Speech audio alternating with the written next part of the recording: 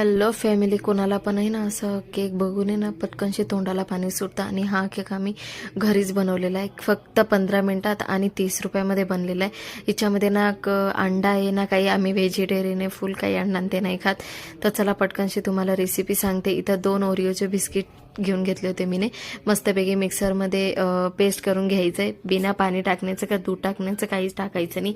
बारीक प्युरी झाली काही, हिच्यामध्ये ना थोडं थोडं ॲड करून दूध घ्यायचं ना. आपण इडलीची कशी बॅटर बनवतो तसं बॅटर बनवून घ्यायचं. अर्धा चम्मच इथं बेकिंग सोडा घेतला, पटकनशी मिक्स करायचा. मिक्स झाल्यानंतर राहू नाही द्यायचं. पटकनशी माझ्याजवळ नाही चहा पितो ना ते कप्स होते घरामध्ये ठेवलेले, त्या कप्समध्ये थोडं थोडं करून टाकून दिलंय.